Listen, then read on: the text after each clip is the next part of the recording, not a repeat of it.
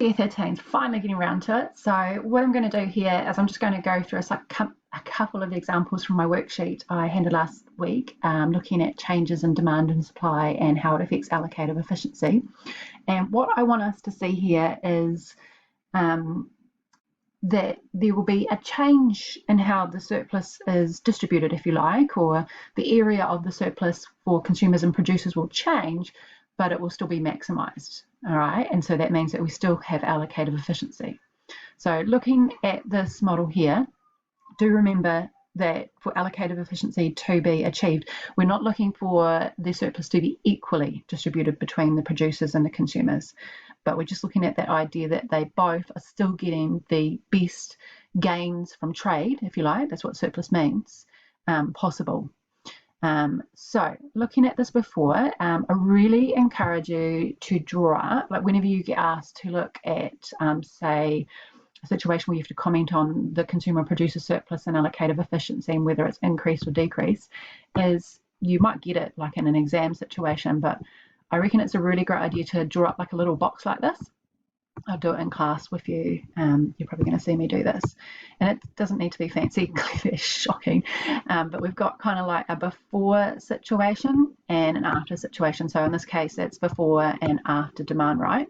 And I put this in the answers that I gave you. Now, I normally, in this case, would go, it's terrible, the CS and the PS,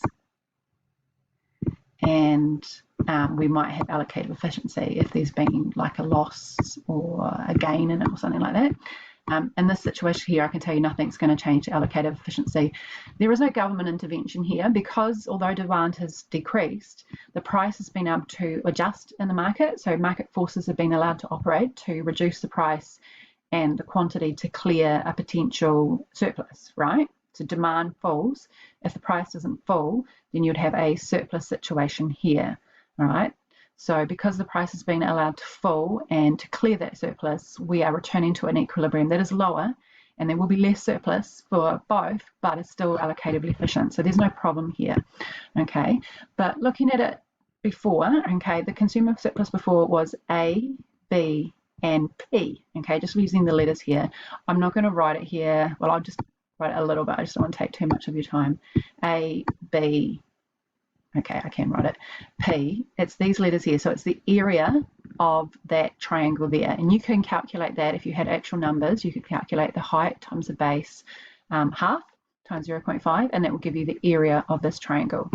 Now, the producer surplus before was P, B, and C. That's a C, okay? So P, B, and C. All right, so that stays the same. But sorry, that's what it was. Just my little draw line there. So I will show you this in class, and this is how I do it. You might have your own way, but it's just a nice little way to quickly find the answer you're looking for, and then what we'll be learning to do is how to write this up. So with the fall in demand, the price that the consumers pay and the producers receive has now fallen. All right, now note the price that both the consumers pay and the producers receive is the same, so it falls, and that's because there's no intervention in this market. So it's fallen, and this is now our new equilibrium point. So F, if you like, is the new equilibrium point. So this is where we need to read off to find our new surplus, if you like. So the consumer surplus is now here. So consumers, literally, their marginal utility has fallen here. That's what's actually happened for this product. Margarine's not amazing, so you can understand that.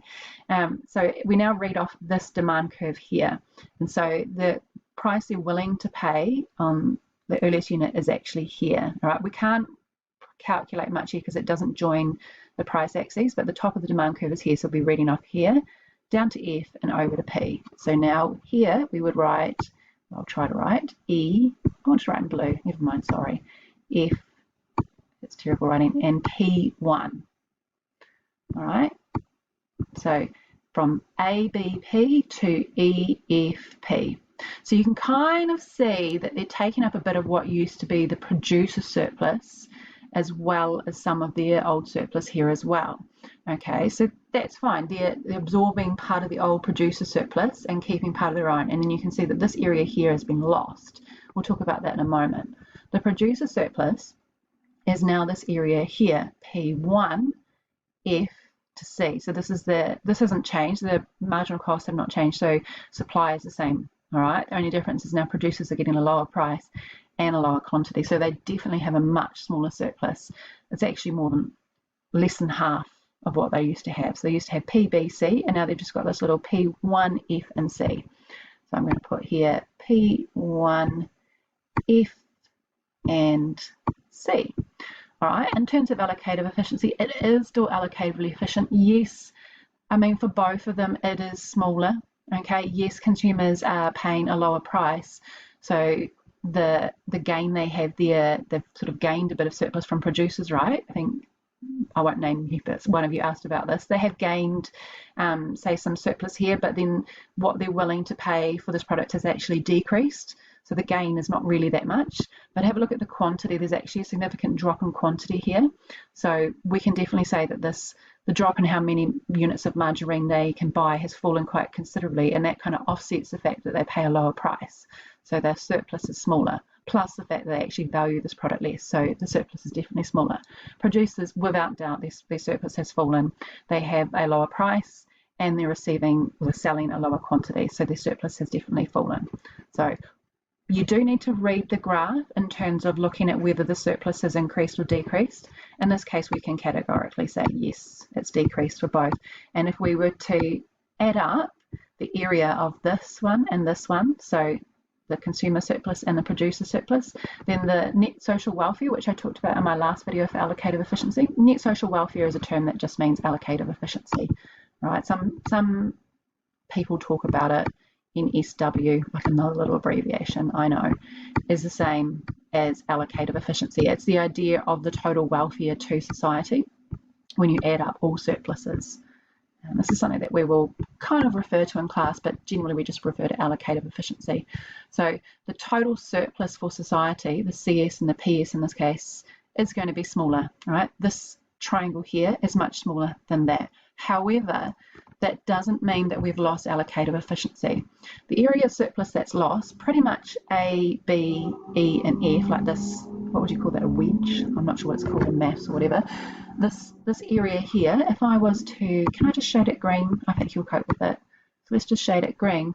This area here has been the resources that would previously be used to make, the difference between Q and Q1. They've now been switched to another market where there is demand for them and they can be used efficiently. Remember, allocative efficiency from our last video is about production efficiency. So producers work out the most efficient way to produce this good using the limited resources and technology we have. But then we also need to respond to what society wants, what consumer demand is.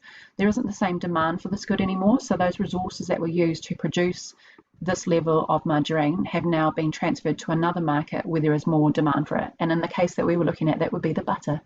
Okay, and I realise that obviously some of those resources don't transfer easily. However, the idea is that the resources that were previously used in the production of this good will now be transferred to another market where they can also be efficiently used and there's demand for the product. Okay, so I'm going to end it here because I know that I do tend to over explain things and I appreciate that. So I'm going to keep it simple.